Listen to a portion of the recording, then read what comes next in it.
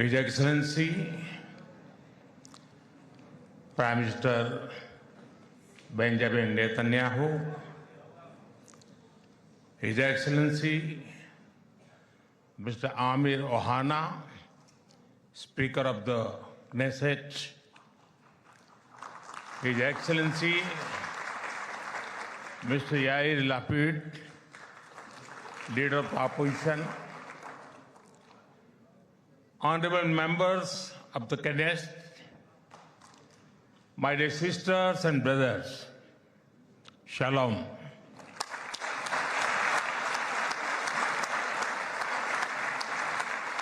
Namaste. Honorable members, it is a privilege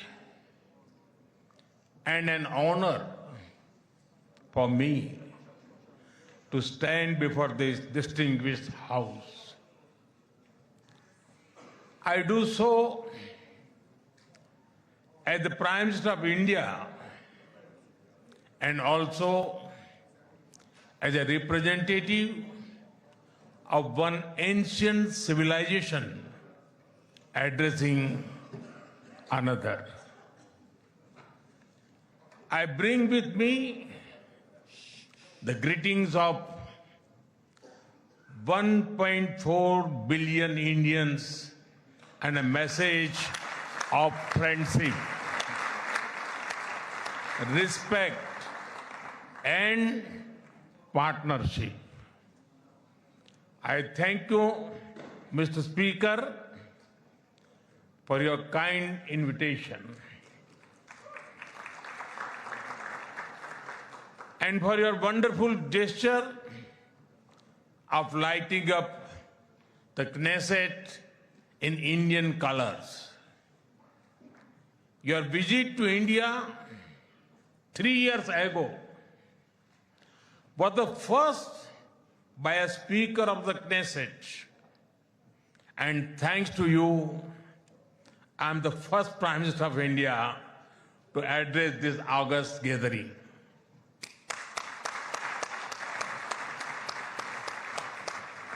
Nine years ago, I had the good fortune to be the first Prime Minister of India to visit Israel.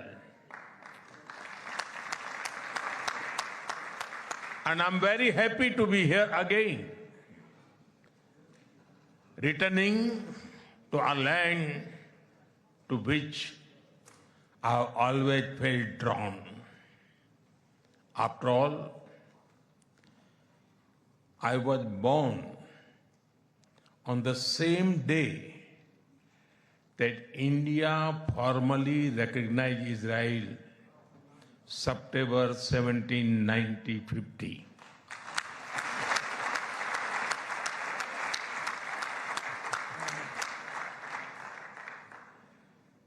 Honorable members, I also carry with me the deepest condolences of the people of India for every life lost and for every family whose world was shattered in the barbaric terrorist attack by Hamas on October 7. We feel your pain. We share your grief. India stands with Israel firmly, with full conviction in this moment and beyond.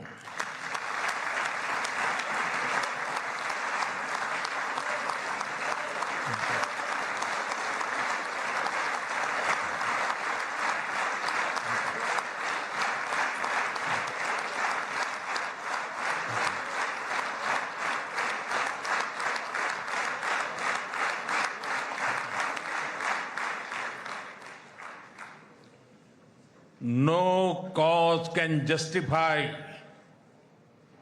the murder of civilians.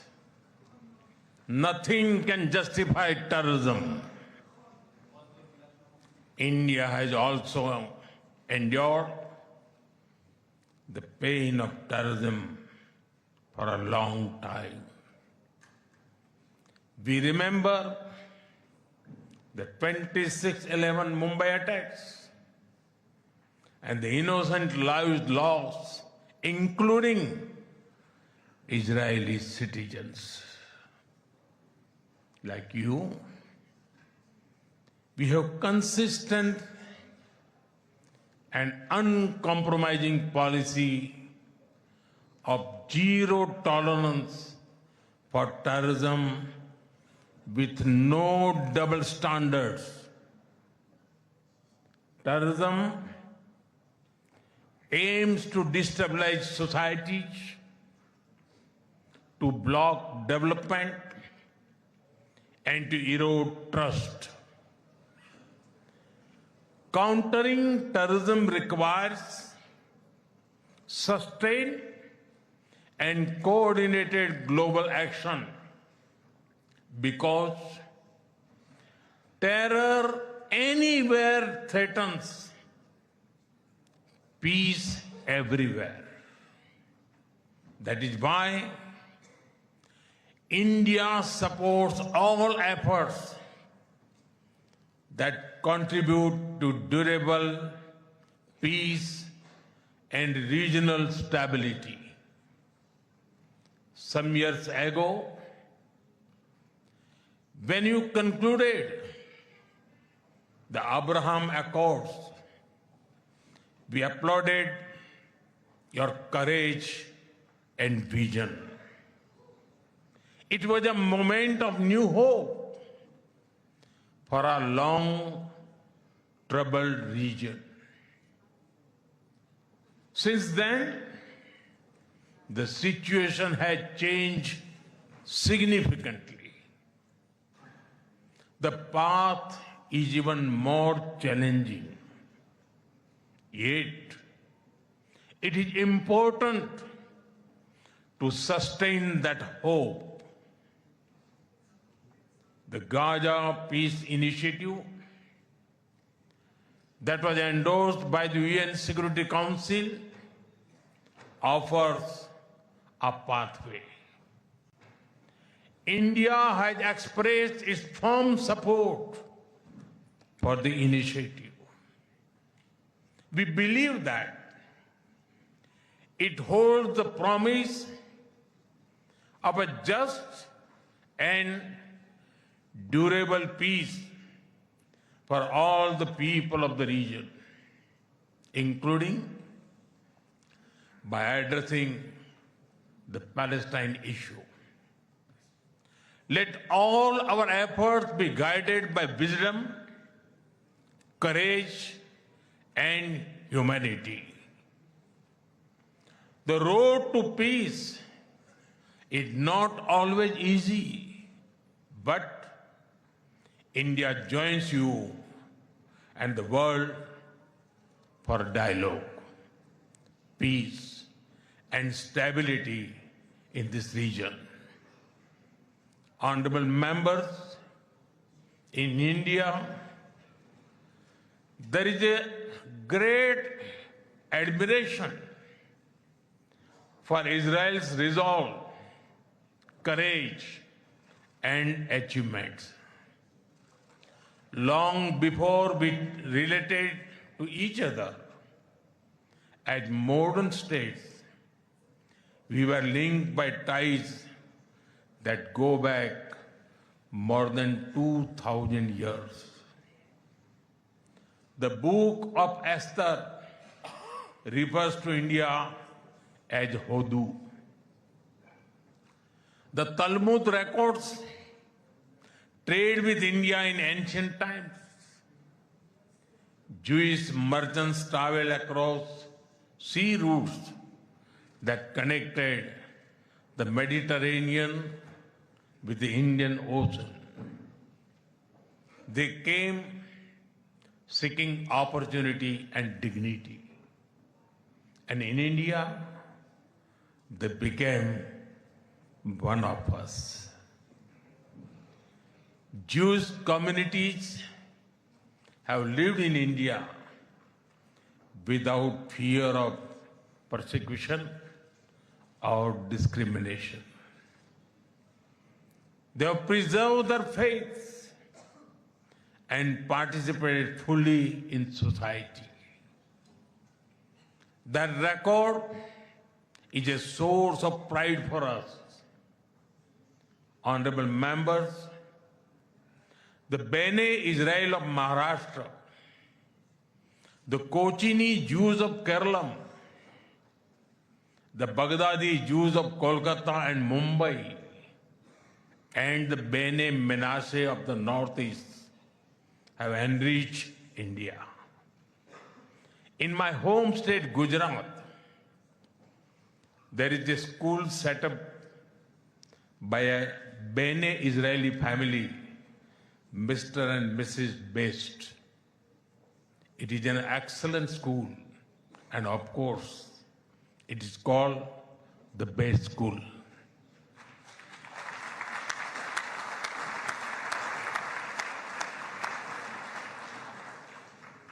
Edwin Myers gave shape to the film division of India and was towering figure in the history of Indian cinema.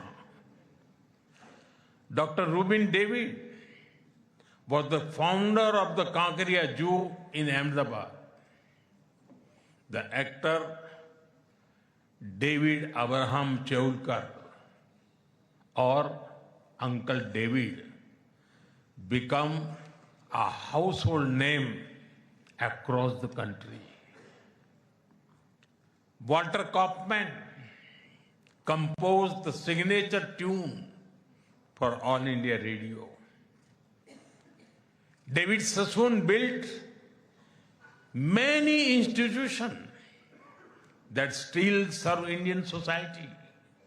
And of course, the heroic contribution of Lieutenant General J.F.R. Jacob during the 1970 war with Pakistan is widely known.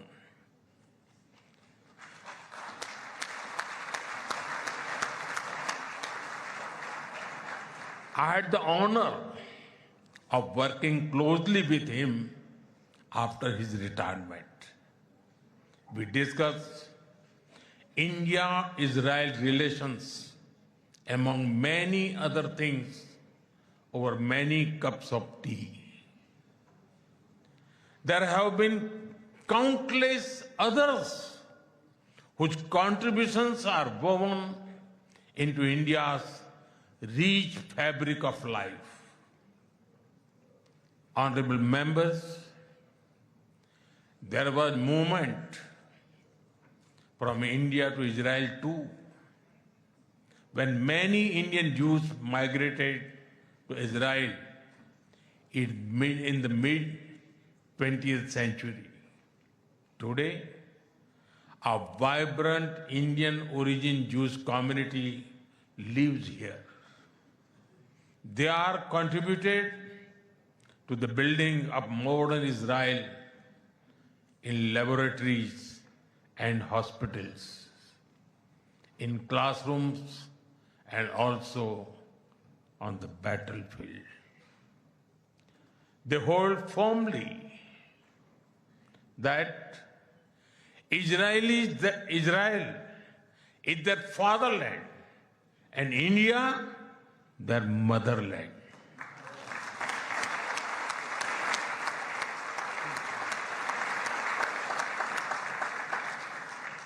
We are proud of them. Honorable members,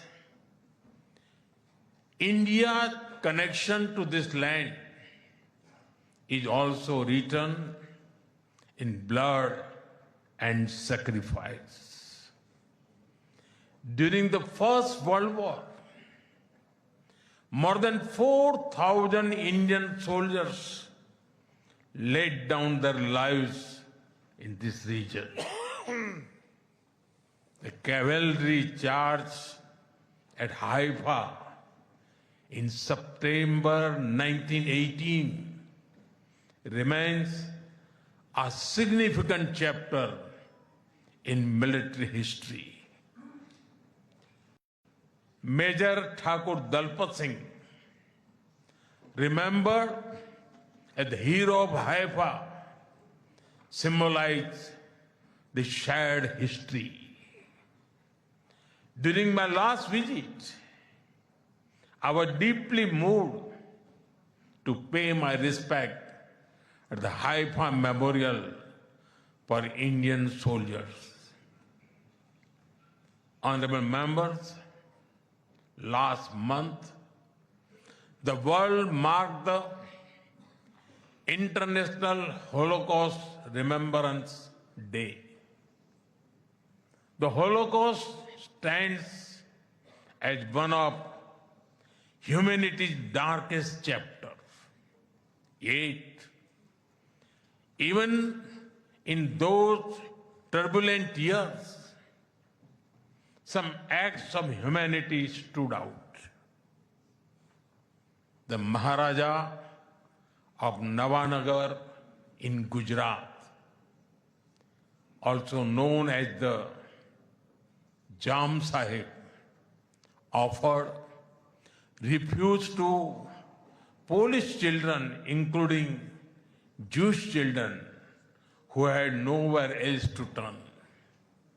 I am told that a statue of Jam Sahib was unveiled in Moshav Nevatim recently. Thank you. Thank you for this honor and remembrance. Honorable members, after India's independence, many Indian leaders felt a kinship with the people of Israel. India's parliamentary debates of the 1950s are witness to their admiration for Israel's effort to develop agriculture in the desert. The kibbutz movement of Israel inspired our leaders like Acharya Vinoba Bhave and Loknayak Jayaprakash Narayan. First in my home state, Gujarat, and now across India, I've seen the approach of per drop, more crop work wonders in agriculture. My own first visit to Israel was in 2006 as the Chief Minister of Gujarat. Later in 2017, during my visit to Israel as Prime Minister, our two countries elevated the relationship to a strategic partnership.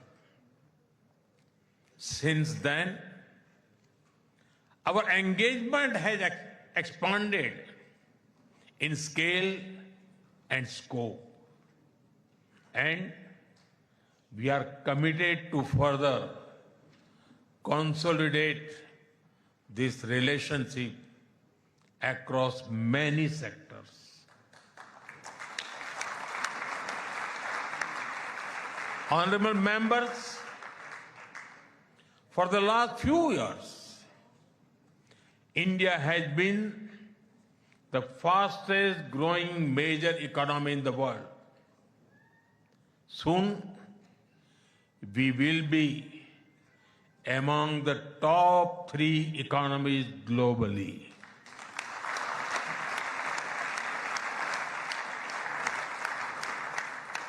At the same time, Israel is a powerhouse of innovation and technological leadership. This creates a natural foundation for our forward-looking partnership. We are committed to expanding trade, strengthening investment flows, and promoting joint infrastructure development. The bilateral investment treaty signed last year will provide confidence and predictability to our businesses. In the last few years, India has concluded a number of important trade agreements with other nations. To your west, the European Union and the UK. To your east, the UAE and Oman. Our bilateral goods trade has grown significantly in recent years, but it does not reflect the full scope of opportunity. That is why our teams are working hard to negotiate an ambitious free trade agreement. It will unlock the vast untapped potential in our trade relationship. We will also work closely in different formats, such as India, Middle East, Europe Economic Corridor, and the I2U2 framework between India, Israel, UAE, and the US. Defense and security is another important pillar of our partnership. In November last year, we signed an MOU on defense cooperation. In today's uncertain world, a strong defense partnership between trusted partners like India and Israel is of vital importance. Honorable members, Israel is often called the startup nation. In recent years, we have also been working to unlock the innovation and creativity of our youth. I recall that in 2018, Prime Minister Netanyahu and I inaugurated the I Create Technology Business Incubator in India. Since then, it has supported nearly 900 such startups. Last week, we hosted the world's largest and the most democratized AI Impact Summit with representatives from over 100 countries. Our aspirational spirit aligns naturally with Israel's innovation ecosystem. I see a lot of synergies in areas such as quantum technologies, semiconductors, and artificial intelligence. We are also working with Israel on creating cross-border financial linkages using our digital public infrastructure. Honorable members, I mentioned how inspiring we found Israel's agricultural miracle in desert. Israeli expertise in precision irrigation and water management has already transformed agricultural practices in India. Together, we have established 43 centers of excellence across India that have provided training to more than 500,000 farmers. We should now set an ambitious goal to expanding to 100 centers to benefit millions of farmers and fishermen. Honorable members, At the heart of the India-Israel partnership are the ties between our peoples. When I first visited Israel in 2006, there were a handful of yoga centers in Israel. Today, yoga seems to be practiced in almost every neighborhood. I am told that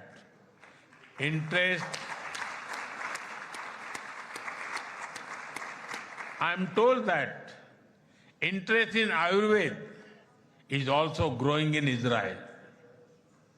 I invite more and more young Israelis to travel to India.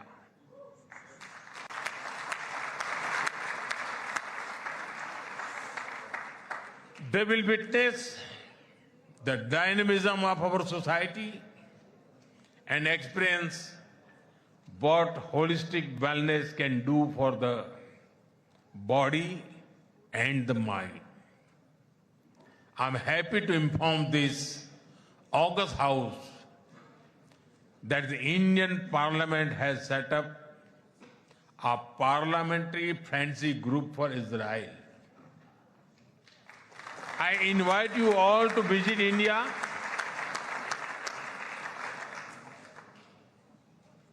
and look forward to having more exchanges between our members of parliament.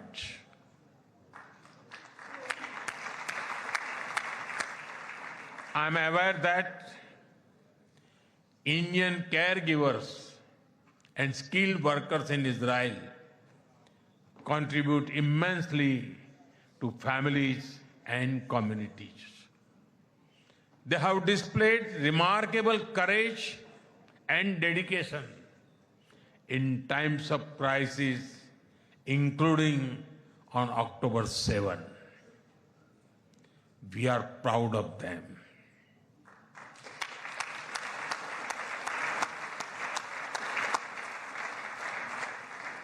As the Jewish teachings reminds us, whoever saves one life saves the entire world.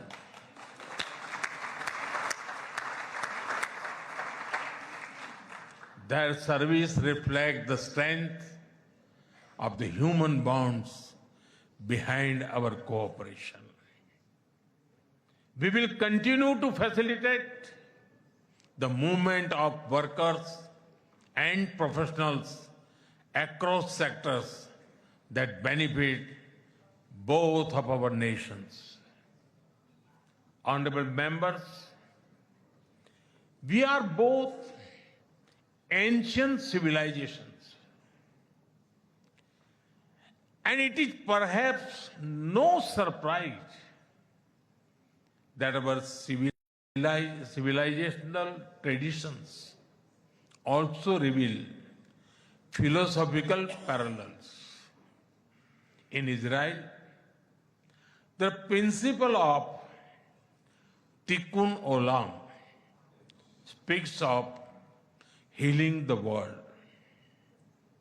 In India, Vasudhaiv Kutumbakam affirms that the world is one family. Both ideas extend responsibility beyond immediate boundaries. They ask societies to act with compassion and moral courage.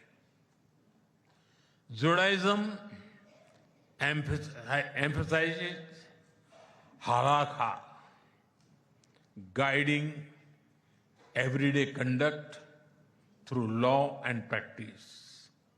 Hindu philosophy speaks of dharma, the moral order that shapes duty and right action. In both traditions, ethical life is lived through action and faith is expressed through conduct. There is an enduring similarity in our festivals as well. You celebrate Hanukkah, with the warm glow of candles. Around the same time, we celebrate Diwali, the festival of lights, with the gentle radiance of lamps. Soon, India will celebrate the festival of Holi, filled with happiness and color. And around the same time, Israel will also celebrate Purim with enthusiasm and joy.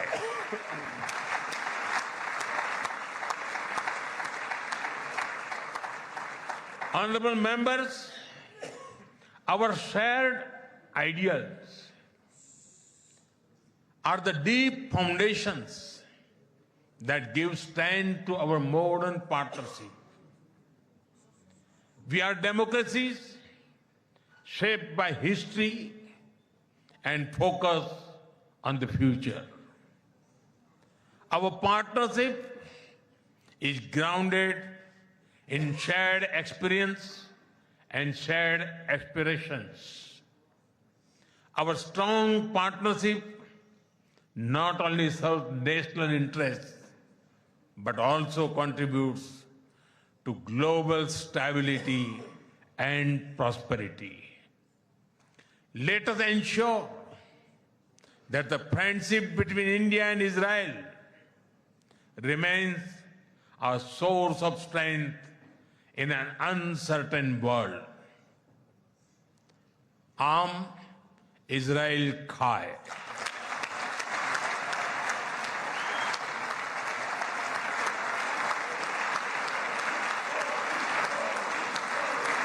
Jai Hind. Thank you.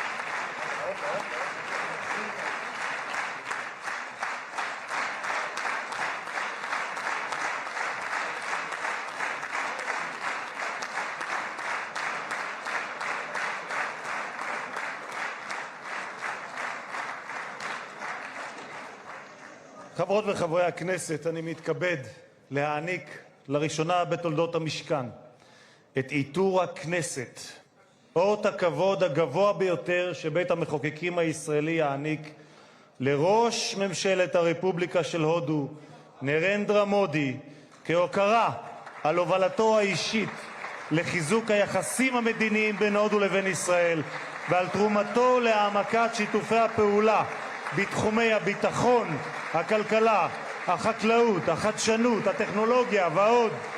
מנהיגותו, כפי שיכולתם להתרשם כולכם, מבטאת ידידות אמיצה ומחויבות לשותפות ארוכת טווח המבוססת על ערכים משותפים ואינטרסים משותפים בין שתי המדינות.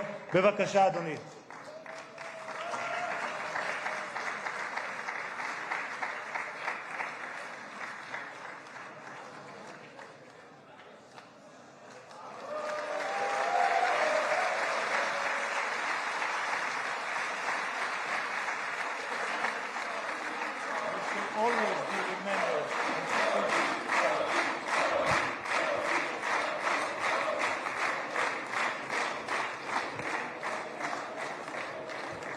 כבוד יושב ראש הכנסת וכבוד ראש ממשלת הודו. אוקיי.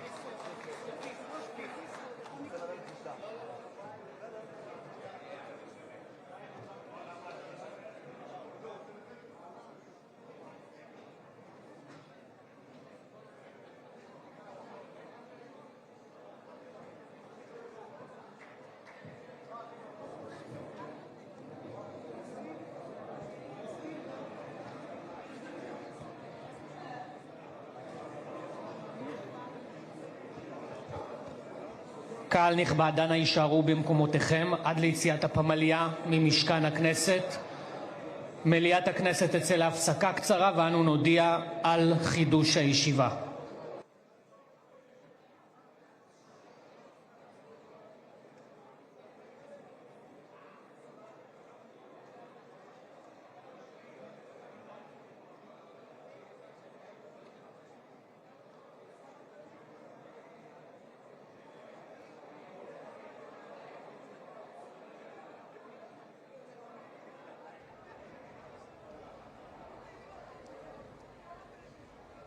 Israel की संसद Knesset में प्रधानमंत्री नरेंद्र मोदी का संबोधन, और उससे पहले हमने देखा कि कनेसेट में